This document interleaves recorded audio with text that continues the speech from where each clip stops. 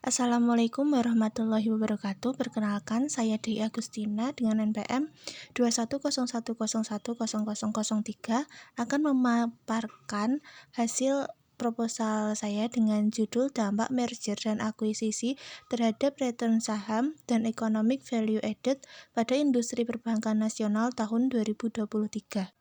Yang pertama, membahas mengenai latar belakang, perubahan dan perkembangan yang signifikan di dalam lingkungan bisnis seperti globalisasi, deregulasi, kemajuan teknologi komputer dan teknologi komunikasi yang mempengaruhi ekonomi telah menciptakan persaingan ketat antara perusahaan-perusahaan yang berada di sektor yang sama maupun sektor yang berbeda. Merger dan akuisisi merupakan salah satu pilihan yang dilakukan perusahaan untuk mencapai sinergi tersebut. Merger dan akuisisi dipercaya masyarakat, perusahaan, dan pemerintah sebagai strategi untuk mempertahankan dan mengembangkan perusahaan, sehingga aktivitas merger dan akuisisi begitu populer pada banyak negara, salah satunya adalah negara Indonesia. Reaksi positif dan negatif terhadap kejadian merger dan akuisisi tergantung dari ketersediaan informasi bagi investor pada waktu pengumuman merger dan akuisisi serta persepsi pasar terhadap keputusan merger dan akuisisi. Dapat dilihat pada grafik yang ada di samping merupakan jumlah merger dan akuisisi yang dilakukan oleh perusahaan pada tahun 2020 sampai 2023 yang bersumber dari KPPU. Pada tahun 2020 sampai 2022 terjadi peningkatan yang stabil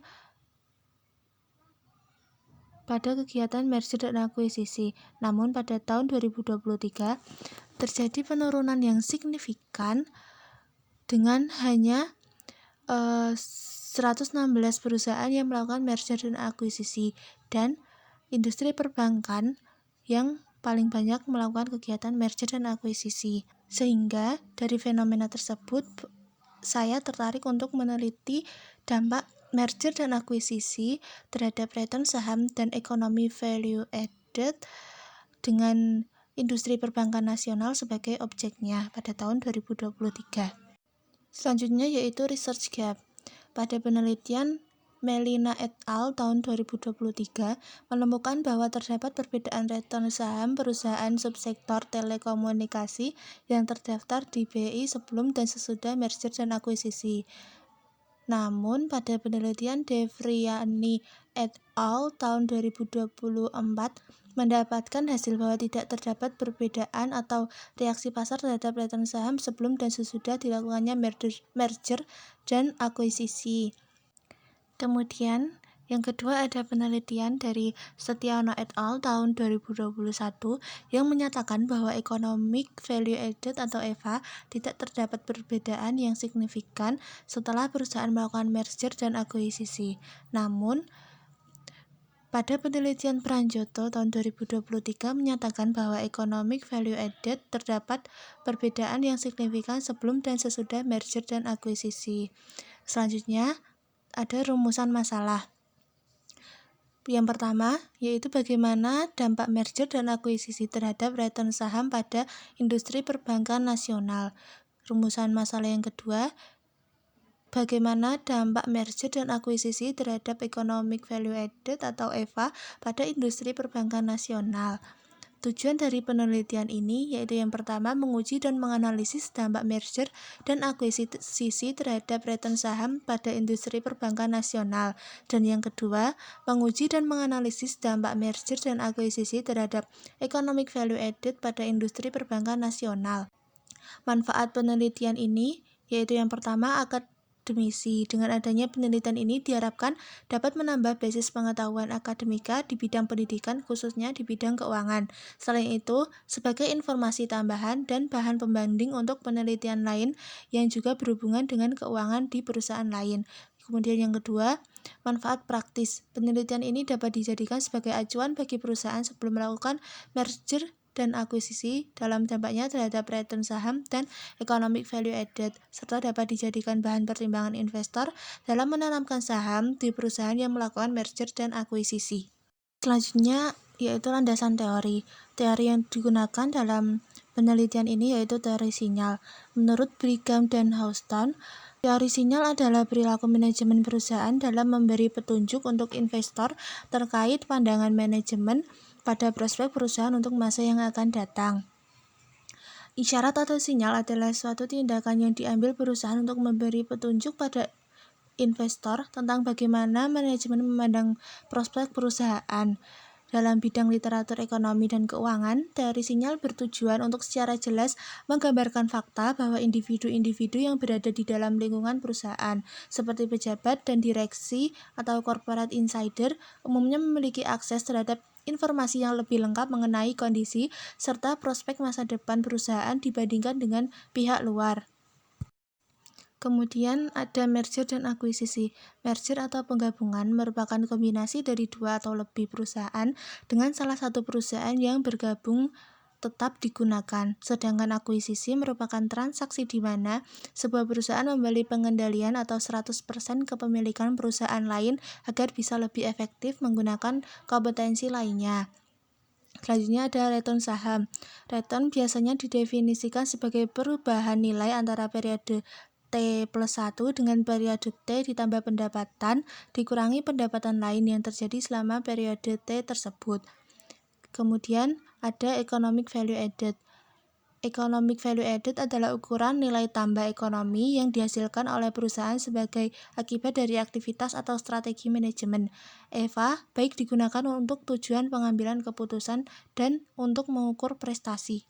Terdapat dua hipotesis pada penelitian ini, yaitu yang pertama atau H1, terdapat perbedaan signifikan pada return saham sebelum dan sesudah peristiwa merger dan akuisisi.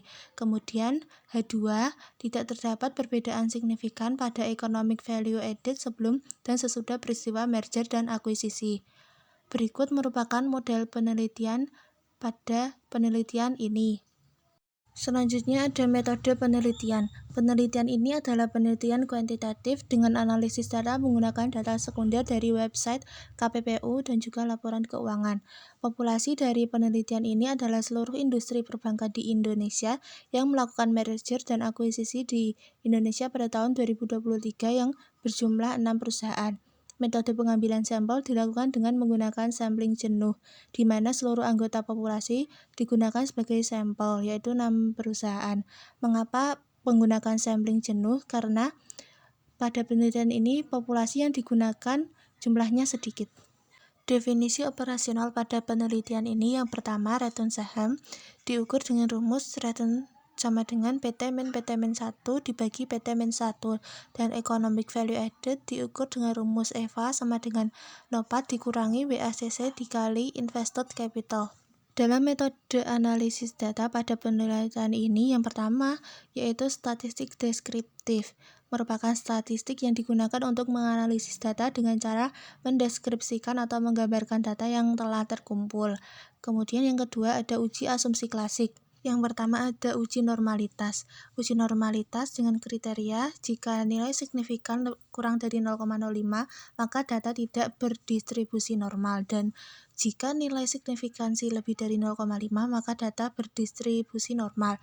Kemudian yang kedua ada uji autokorelasi dengan menggunakan uji turbin Watson yang berkriteria yang pertama jika 0 kurang dari DW kurang dari DL artinya ada autokorelasi positif.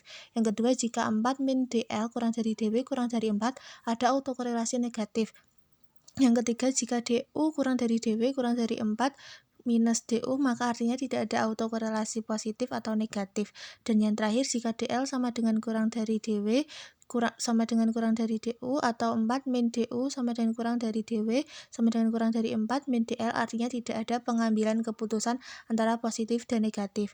Yang ketiga ada uji multikolinearitas dengan nilai toleransi lebih dari 0,10 dan nilai VIF kurang dari 10 maka dikatakan bahwa tidak ada multikolinearitas antar variabel independen dalam model regresi. Dan yang keempat uji heteroskedastisitas dengan kriteria jika nilai signifikansi lebih dari 0,05 maka tidak terjadi heteroskedastisitas, dan jika nilai signifikansi kurang dari 0,05 maka data terjadi heteroskedastisitas. Dan selanjutnya ada uji hipotesis dengan kriteria Jika signifikansi lebih dari 5% atau 0,05 maka HO diterima dan HA ditolak. Dan jika signifikansi kurang dari 5% atau 0,05 maka HO ditolak dan HA diterima. Sekian presentasi dari saya. Jika ada kesalahan kata, saya mohon maaf. Wassalamualaikum warahmatullahi wabarakatuh.